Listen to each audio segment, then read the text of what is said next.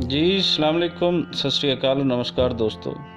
ਪੰਜਾਬ ਦੀ partition ਦੇ ਹਵਾਲੇ ਦੇ ਨਾਲ ਕਈ ਵੀਡੀਓ ਅਸੀਂ ਤੁਹਾਡੇ ਸਾਹਮਣੇ ਲੈ ਕੇ ਆਏ ਹਾਂ, ਜਿਹੜੀ ਅਸੀਂ ਖੁਦ ਇੰਟਰਵਿਊ ਕੀਤੇ। ਲੇਕਿਨ ਅੱਜ ਸਾਡੇ ਸਾਹਮਣੇ ਇੱਕ ਅਜਿਹਾ ਇੰਟਰਵਿਊ ਆਇਆ ਜਿਹੜਾ ਸਿੱਧੂ ਵੀਲਾਗ ਤੋਂ ਅਸੀਂ ਲਿਆ ਔਰ ਤੁਹਾਡੇ ਨਾਲ ਅਸੀਂ ਉਹ ਸ਼ੇਅਰ ਕਰ ਰਹੇ ਹਾਂ। ਦਾਦਾ ਪੋਤਰੀ ਦੀ ਇਹ ਗੱਲਬਾਤ ਜਿਹੜੀ ਹੈ, ਇਹ ਬੜੇ ਹੀ ਲਾਈਟ ਅੰਦਾਜ਼ ਦੇ ਨਾਲ ਇਹ ਇੰਟਰਵਿਊ ਕੀਤਾ ਗਿਆ, ਲੇਕਿਨ ਉਹਦੇ ਪਿੱਛੇ ਜਿਹੜੇ ਉਹਨਾਂ ਦੇ ਦਾਦਾ ਦੇ ਜਵਾਬ ਹਨ, ਉਹਨਾਂ ਦੇ ਵਿੱਚ ਬੜੀਆਂ ਗਹਿਰੀਆਂ ਹਕੀਕਤਾਂ ਲੁਕੀਆਂ ਹੋਈਆਂ ਕਿ 47 ਵੇਲੇ ਕੀ ਵਾਪਰਿਆ, ਉਸ ਤੋਂ ਬਾਅਦ ਦੋਨੋਂ ਮੁਲਕ ਦੇ ਨਿਸਾਬਾਂ ਨੇ ਉਹ ਕੀ ਪੜ੍ਹਾਇਆ, ਹਕੀਕਤ ਕੀ ਸੀ।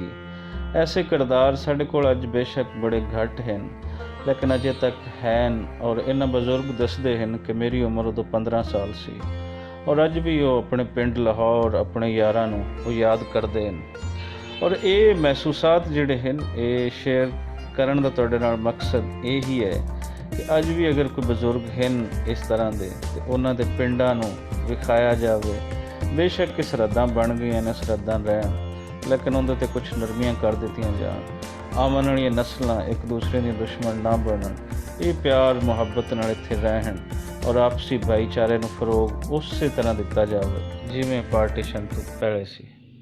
Hey guys, welcome back to Sidhu Vlogs। ਤੇ ਅੱਜ ਦਾ ਵਲੌਗ ਹੋਣ ਵਾਲਾ ਹੈ ਬਹੁਤ ਹੀ ਸਪੈਸ਼ਲ ਵਲੌਗ, ਕਿਉਂਕਿ ਇਹ ਹੋਣ ਵਾਲਾ ਹੈ ਪੰਜਾਬੀ 'ਚ and I have a very special guest with me. ਇਹ ਨੇ ਮੇਰੇ ਦਾਦਾ ਜੀ ਸਰਦਾਰ ਰਜਿੰਦਰ ਸਿੰਘ ਸਿੱਧੂ, ਐਂਡ ਅੱਜ ਅਸੀਂ ਬਹੁਤ ਹੀ ਐਕਸਾਈਟਿੰਗ ਵੀਡੀਓ ਸ਼ੂਟ ਕਰ ਰਹੇ ਹਾਂ।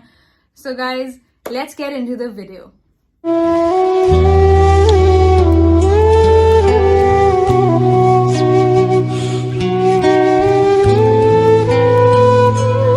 ਪੁੱਛਾਂਗੀ ਕੁਝ ਕੁਐਸਚਨਸ ਪਾਰਟੀਸ਼ਨ ਬਾਰੇ। ਜਦ ਇੰਡੀਆ ਪਾਕਿਸਤਾਨ ਦਾ ਪਾਰਟੀਸ਼ਨ ਹੋਇਆ ਸੀਗਾ ਤਾਂ ਸਾਡੀ ਫੈਮਿਲੀ, ਸਾਡੀ ਐਂਸੈਸਟਰਸ ਉਹ ਪਾਕਿਸਤਾਨ ਤੋਂ ਇੰਡੀਆ ਆ ਗਏ ਸੀਗੇ। ਇਹ ਵੀਡੀਓ ਹੋਣ ਵਾਲੀ ਹੈ ਉਸੇ ਬਾਰੇ। ਮੈਂ ਇਹਨਾਂ ਨੂੰ ਪੁੱਛਣ ਵਾਲੀ ਹਾਂ ਕੁਝ ਕੁਐਸਚਨਸ ਐਂਡ ਇਹ ਦੇਣਗੇ ਉਹਨਾਂ ਦੇ ਜਵਾਬ ਐਂਡ ਆਪਣਾ ਵਿਊ ਪੁਆਇੰਟ ਸ਼ੇਅਰ ਕਰਨਗੇ। ਬਾਪੂ ਜੀ, ਤੁਸੀਂ ਕਿਹੜੇ ਵਿਲੇਜ ਨੂੰ ਬਿਲੋਂਗ ਕਰਦੇ ਹੋ ਇਨ ਪਾਕਿਸਤਾਨ? ਪਾਕਿਸਤਾਨ 'ਚ ਮੇਰੇ ਪਿੰਡ ਦਾ ਨਾਮ ਸੀ ਗਾੜਾ ਸਿੰਘ ਵਾਲਾ।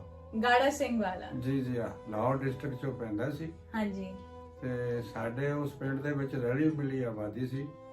ਉੱਥੇ ਮਸਜਿਦ ਵੀ ਸੀ, ਹਾਂਜੀ, ਮੁਸਲਮਾਨ ਵੀ ਸੀ, ਸਿੱਖ ਸਰਦਾਰ ਵੀ ਸੀ। ਪਰ ਇਸ ਤਰ੍ਹਾਂ ਮੈਂ ਕਹਿ ਦਿੱਤਾ, ਇਸ ਤਰ੍ਹਾਂ ਪਤਾ ਲੱਗਦਾ ਨਹੀਂ ਸੀ ਪਰ ਇਹ ਬੰਦਾ ਕੌਣ, ਇਹ ਕੌਣ ਹੈ। ਇਹਨਾਂ ਭਾਈਚਾਰਾ ਇੰਨਾ ਗੂੜਾ ਸੀ ਸੰਬੰਧ ਆਪਸ 'ਚ। ਜੇ ਕਿਸੇ ਬੇਟੀ ਦਾ ਵਿਆਹ ਹੋਵੇ, ਮੁਸਲਮਾਨਾਂ ਦਾ ਹੋਵੇ, ਤੇ ਸਾਰੇ ਸਿੱਖ ਸਰਦਾਰ ਹੁਮਾ ਕੇ ਕੰਮ ਕਰਦੇ ਸੀ ਜਿਵੇਂ ਉਹਨਾਂ ਦੀ ਆਪਣੀ ਬੇਟੀ ਹੋਵੇ।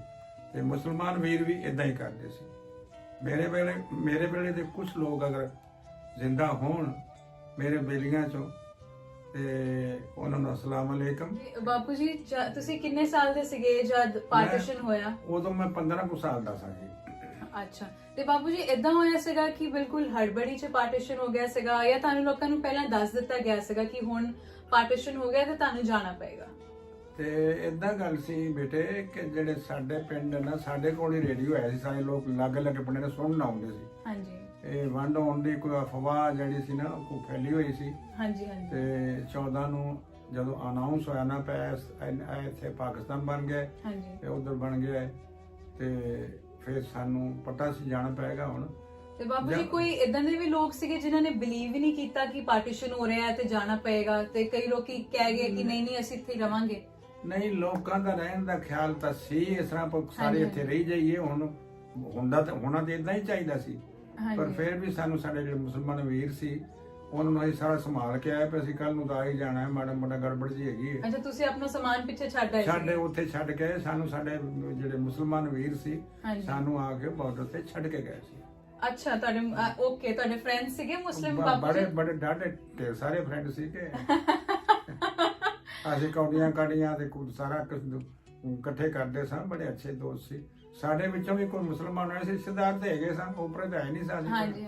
ਤੇ ਉਹ ਰੋਂਦੇ ਸੀ ਬੰਦੇ ਉੱਥੇ, ਇੰਨਾ ਡਾਢਾ ਸਾਰਾ ਪਿਆਰ ਸੀ, ਬਹੁਤ ਢੇਰ ਸਾਰਾ ਪਿਆਰ। ਤੇ ਬਾਬੂ ਜੀ, ਜਦ ਤੁਸੀਂ ਉੱਥੋਂ ਸਭ ਡਿਸਾਈਡ ਹੋ ਗਿਆ, ਸਾਰਾ ਕੁਝ ਤੁਸੀਂ ਸਮੇਟ ਕੇ ਜਦ ਤੁਸੀਂ ਇੰਡੀਆ 'ਚ ਆ ਰਹੇ ਸੀਗੇ, ਇੰਡੀਆ ਵੱਲ ਆ ਰਹੇ ਸੀਗੇ, ਤਾਂ ਤੁਹਾਨੂੰ ਕੀ ਡਿਫਿਕਲਟੀਜ਼ ਆਈਆਂ ਰਾਸਤੇ 'ਚ?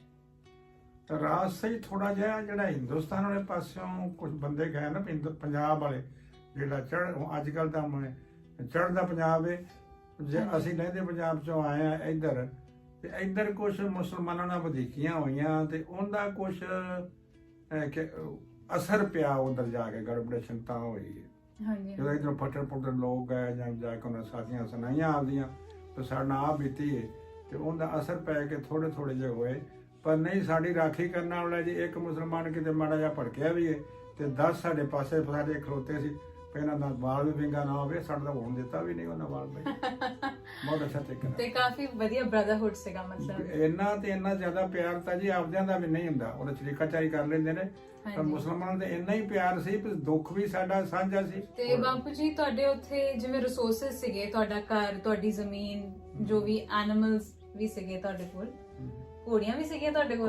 ਘੋੜੀਆਂ ਵੀ ਸਾਡੇ ਕੋਲ ਆਏ ਸੀ ਜੀ। ਤੇ ਬਾਬੂ ਜੀ ਤੁਸੀਂ ਤੁਹਾਨੂੰ ਇੱਥੇ ਆਣਾ ਪਿਆ, ਡਿਸਪਲੇਸ ਤੁਸੀਂ ਹੋ ਗਏ, ਫਿਰ ਤੁਹਾਨੂੰ ਇੱਥੇ ਆ ਕੇ ਕੀ ਰਿਸੋਰਸਸ ਮਿਲੇ ਜਿਹੜੇ ਸਰਕਾਰ ਨੇ ਕੀ ਤੁਹਾਨੂੰ ਅਲਾਟ ਕੀਤਾ ਤੇ ਤੁਸੀਂ ਕਿਹੜੇ ਰੀਜਨ 'ਚ ਆ ਕੇ ਸੈਟਲ ਹੋਏ? ਨਹੀਂ, ਇਦਾਂ ਗੱਲ ਸੀ ਜੀ, ਜਿਹੜੇ ਉਧਰੋਂ ਬੰਦੇ ਆਏ ਸੀ ਨਾ, ਲਹਿੰਦੇ ਪੰਜਾਬ ਚੋਂ ਇੱਧਰ ਆਇਆ ਇਸ ਪਾਸੇ, ਹਾਂਜੀ, ਉਹਨਾਂ ਦੀਆਂ ਜ਼ਮੀਨਾਂ ਕੁਝ ਜ਼ਿਆਦੀਆਂ ਸੀ ਤੇ ਜਿੰਦੀ 100 ਕਿੱਲਾ ਸੀ ਉਹਨੂੰ 20 ਕਿੱਲੇ ਦਿੱਤੀ ਕੱਟ-ਕੁੱਟ ਲਾ ਕੇ, ਉਹ ਵੰਡ ਕੀਤੀ ਨਾ ਉਹਨਾਂ। ਹਾਂਜੀ, ਪਰ ਜੇ ਉਧਰ 100 ਕਿੱਲਾ ਰਹੇਗੀ ਤੇ ਇੱਧਰ 25 ਕਿੱਲੇ ਤੇ 25 ਵੰਡਣੀ, ਫਿਰ 25% ਕੱਟ ਲਾਤਾ ਉਹਨਾਂ ਜੀ। ਅੱਛਾ, ਤੇ ਤੁਸੀਂ ਕਿਹੜੇ ਰੀਜਨ 'ਚ ਆ ਕੇ ਸੈਟਲ ਹੋਏ ਇੰਡੀਆ 'ਚ? ਅਸੀਂ ਇੱਥੇ ਗੁਆਂਢ ਚ ਫਿਰੋਜ਼ਪੁਰ ਚ ਸੈਟਲ ਹੋਏ ਜੀ। ਤੇ ਉਹ ਵੀ ਬਾਰਡਰ ਦੇ ਨੇੜੇ ਹੀ ਹੈ? ਉਹ ਬਿਲਕੁਲ ਨੇੜੇ, ਉਧਰ ਵੀ ਸਾਡਾ ਗੜਾ ਸਿੰਘਲਾ ਪਿੰਡ ਵੀ ਬਾਰਡਰ ਦੇ ਨੇੜੇ ਹੀ ਸੀ। ਅੱਛਾ, ਤੇ ਬਾਪੂ ਜੀ ਤੁਸੀਂ ਕਿੱਦਾਂ, ਤੁਹਾਨੂੰ ਆਪਣੀ ਕੁਝ ਬਚਪਨ ਦੀਆਂ ਯਾਦਾਂ ਕੁਝ ਦੱਸੋ। ਬਚਪਨ ਦੀਆਂ ਯਾਦਾਂ ਇਹ ਨੇ ਕਿ ਸਾਨੂੰ ਤਾਂ ਇੰਨੇ ਲੋਕ ਅੱਛੇ ਸੀ ਨਾ, ਇੰਨਾ ਹੈ ਜਦੋਂ ਸਾਨੂੰ ਗੱਲ ਆ ਜਾਂਦੀ ਹੈ ਨਾ ਵੀ ਯਾਰ ਉਹ ਪਿਆਰ ਤੇ ਉਹ ਸਾਰੇ ਮੁਸਲਮਾਨਾਂ ਜਿਹੜੇ ਸੀ ਰਹੇ ਆ, ਮੁਸਲਮਾਨ ਦਾ ਇੱਧਰ ਵੀ ਹੋਣਗੇ, ਪਰ ਜਿਹੜਾ ਪੰਜਾਬ ਸੀ ਨਾ ਉਹਦੀ ਗੱਲ ਹੀ ਹੋਰ ਸੀ, ਕੋਈ ਪਤਾ ਹੀ ਨਹੀਂ ਲੱਗਦਾ ਸੀ ਕਿ ਉੱਪਰੇ ਬੰਦੇ ਨੇ ਤੇ ਸਾਡੀਆਂ ਤੋਂ ਵੀ ਟਾਵਾਂ ਨਿਕਲ ਜਾਂਦੀਆਂ ਨੇ। ਤੇ ਬਾਪੂ ਜੀ ਤੁਹਾਨੂੰ ਇਦਾਂ ਇੱਛਾ ਫੀਲ ਹੁੰਦੀ ਹੈ ਕਿ ਤੁਸੀਂ ਜਾਓ ਦੁਬਾਰਾ ਐਂਡ ਜਾ ਕੇ ਆਪਣੀ? ਮੈਨੂੰ ਵੈਰੀ ਮੱਚ, ਸਾਡੇ ਤੋਂ ਇੰਨੀ ਇੱਛਾ ਹੁੰਦੀ ਹੈ ਕਿ ਅਸੀਂ ਉਹਨਾਂ ਨੂੰ ਜਾ ਕੇ ਮਿਲੀਏ, ਜੱਫੀ ਪਾ ਕੇ, ਜੱਫੀ ਛੱਡ ਗਿਆ ਹੀ ਨਾ। ਤੇ ਤੁਹਾਨੂੰ ਆਪਣੀ ਮਿੱਟੀ ਨਾਲ ਅਟੈਚਮੈਂਟ ਫੀਲ ਹੁੰਦੀ ਹੈ? ਆਫ ਕੋਰਸ, ਸਾਜ ਤੋਂ ਉਹਨਾਂ ਨੇ ਜੁੜੇ ਆ ਅਜੇ ਵੀ।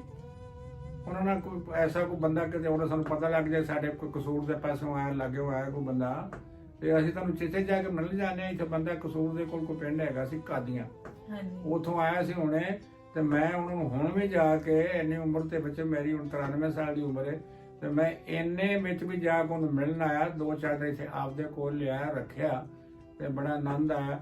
ਉਹ ਕਹਿੰਦਾ ਸੀ ਮੈਨੂੰ ਤਾਂ ਮੇਰਾ ਆਪਦਾ ਪਿਓ ਯਾਦ ਆ ਗਿਆ। ਬਾਪੂ ਜੀ ਤੁਸੀਂ ਜਾਣਾ ਚਾਹੋਗੇ ਨਨਕਾਣਾ ਸਾਹਿਬ ਜਾਂ ਕਰਤਾਰਪੁਰ ਸਾਹਿਬ, ਤੁਸੀਂ ਜਾ ਕੇ ਵਿਜ਼ਿਟ ਕਰਨਾ ਚਾਹੋਗੇ? ਮੈਂ ਆਫ ਕੋਰਸ ਮੈਂ ਕਰਨਾ ਚਾਹਾਂਗਾ ਜੀ, ਬਿਲਕੁਲ ਕਰਾਂ, ਮੇਰੀ ਦਿਲੀ ਖੁਆਇਸ਼ ਹੈ।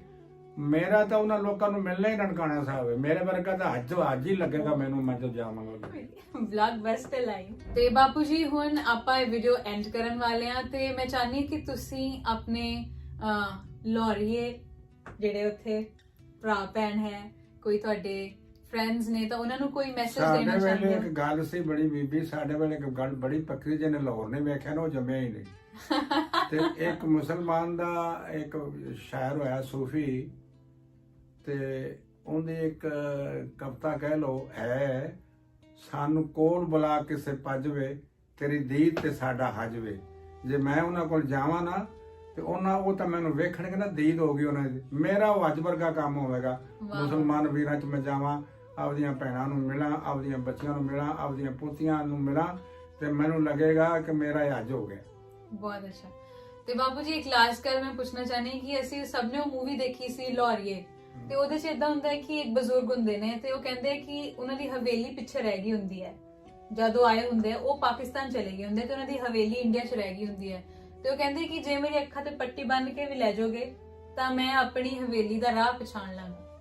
ਜਿਹਦੇ ਅੱਲਾ ਮੀਆਂ ਨਾ ਕਰੇ ਕਿਸੇ ਦੀ ਨਜ਼ਰ ਚਲੀ ਜਾਏ ਨਾ ਤੇ ਉਹ ਸੂਹ ਹੁੰਦੀ ਹੈ, ਫਿਰ ਵੀ ਆਪ ਜਗ੍ਹਾ ਲੱਭ ਲੈਂਦਾ ਹੈ। ਉਹਨਾਂ ਠੀਕ ਬੋਲਿਆ, ਜਿਹੜੀ ਜਗ੍ਹਾ ਨਹੀਂ, ਹੁਣ ਮੈਂ ਵੀ ਜਾਵਾਂ ਤੇ ਮੈਂ ਇਹਨੂੰ ਅੱਖਾਂ ਬੰਦ ਦੇਊਗਾ ਤੇ ਮੈਂ ਵੀ ਲੱਭ ਲਾਂਗਾ ਆਪਦਾ ਘਰ, ਤੇ ਆਪਦੇ ਮਿੱਤਰਾਂ ਦਾ ਘਰ ਵੀ ਲੱਭ ਲਾਂਗਾ ਮੈਂ।